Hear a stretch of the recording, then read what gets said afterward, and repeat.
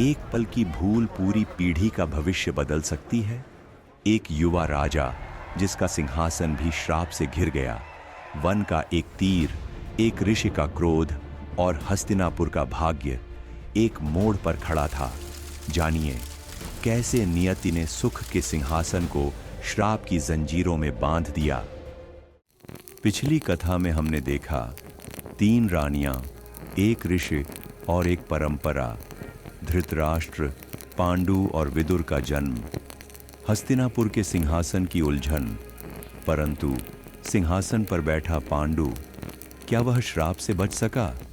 कथा वहीं से आगे। अब कथा आगे बढ़ रही है। पांडु का भव्य अभिषेक और वह एक तीर जिसने हस्तिनापुर का भाग्य लिख दिया। मैं हूं ऋषि अनंत, आइए चलें श्राप और सिंहासन की ओर। हस्तिनापुर के सिंहासन पर पांडु विराजमान हुए। सारा नगर उनके नाम से गूंज रहा था। फूलों और मंगल गीतों से उनका स्वागत किया गया। पर राजा की आंखों में गहरा चिंतन था, मानो वे किसी आने वाली अनदेखी घटना को देख रहे हों। कुछ ही दिनों बाद पांडु ने वन की ओर शिकार पर जाने का निर्णय लिया। नगर से दूर वन की हरितिमा और शांत वातावरण उन्हें सुकून दे रहा था। उनके साथ सैनिक थे, परंतु पांडु ने अकेले शिकार करने की इच्छा जताई। उन्हें अंदाजा नहीं था कि यह यात्रा उनके जीवन का सबसे बड़ा मोड़ बन जाएगी। वन में घूमते हुए राजा की नजर एक हिरण के जोड़े पर पड़ी जो प्रेम में मग्न था। बिना सोच विचार किए उन्होंने अपना तीर चला दिया। तीर तेजी से निकला और निशाना अचूक लगा। राजा पांडु के चेहरे पर विजयी मुस्कान थी, पर जल्द ही वह मुस्कान एक अनजाने भय में बदल गई। हिरण मानव में परिवर्तित हुआ। यह देख पांडु स्तब्ध रह गए। ऋषिकिंदम घायल थे। वे पीड़ा और क्रोध से भर उठे। उन्होंने राजा को श्राप दिया, जैसे तुमने प्रेम के क्षण में मेरी जान ली है, वैसे ही तुम्हारा भी अंत प्रेम के क्षण में होगा। पांडु जड़वत रह गए, जैसे उनके पैरों तले जमीन खिसक गई हो। राजा पांडु जमीन पर बैठ गए। उनका मन अपराध बोध से भर गया। उनका हृदय स्वयं की गलती स्वीकार नहीं कर पा रहा था। उनकी आंखों में आंसू थे और हाथ कांप रहे थे। एक पल की चूक ने उन्हें हमेशा के लिए बदल दिया था। हस्तिनापुर लौटकर पांडु ने भारी मन से घोषणा की, मेरी एक भूल ने मुझे राजा बने रहने के योग्य नहीं छोड़ा। उन्होंने सिंहासन त्यागने और वनवास जाने का निर्णय सुनाया। उनका यह निर्णय सुनकर दरबार में सन्नाटा छा गया। हर चेहरा स्तब्ध था। कोई कुछ कहने की स्थिति में नहीं था। हस्तिनापुर के सिंहासन पर अब जन्म से अंधे धृतराष्ट्र बैठे। उनके हृदय में संशय और अनिश्चितता थी। प्रजा के चेहरे पर चिंता स्पष्ट थी। राज्य का भविष्य अब पूरी तरह अनिश्चित हो चुका था। इस कठिन समय में विदुर आगे आए। उन्होंने समझदारी से काम लिया और राजा धृतराष्ट्र को सलाह दी। उनकी बुद्धिमत्ता और धैर्यपूर्ण व्यवहार ने राज्य के लोगों को सांत्वना दी। विदुर ने स्पष्ट कर दिया कि वे सदैव राज्य के हित के लिए खड़े रहेंगे।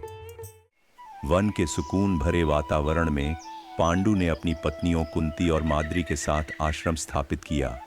वन की सादगी में उन्हें सुख मिलने लगा।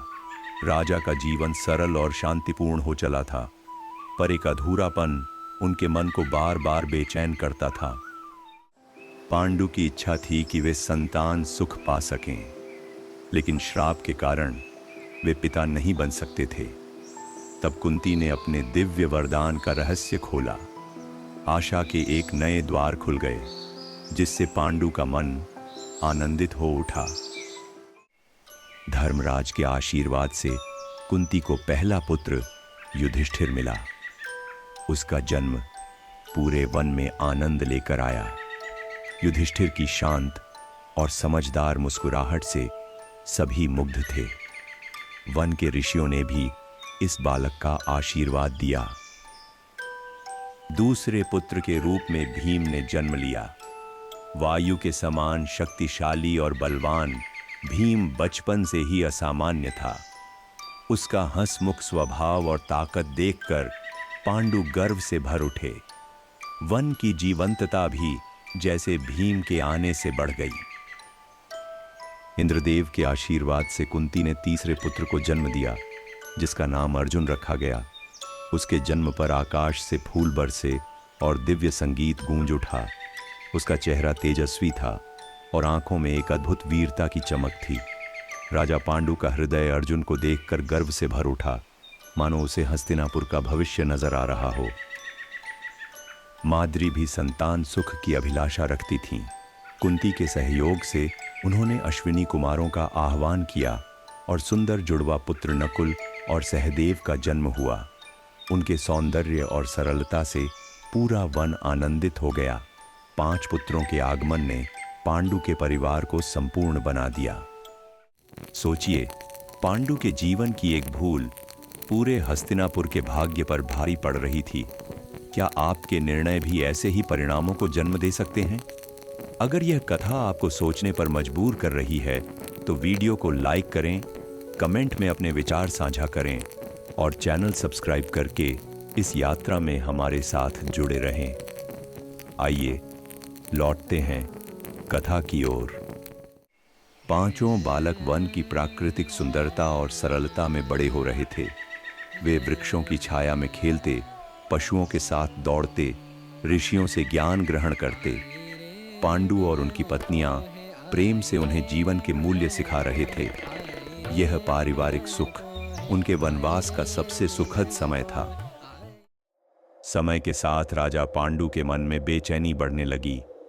वे निरंतर ऋषि के श्राप को याद करके भयभीत रहते, अपनी पत्नियों से दूरी बनाए रखने की कोशिश करते, पर उनका मन चैन नहीं पाता। उनका अंतर्मन युद्ध स्थल बन चुका था, जिसमें डर और इच्छा का संघर्ष चल रहा था। एक दिन बसंत ऋतु अपने चरम पर थी। वन फूलों और खुशबू से भरा था। प्रकृति मदहोश कर रही थी। पांडु का मन भी वन की सुंदरता और माद्री की मोहकता से आकर्षित होने लगा।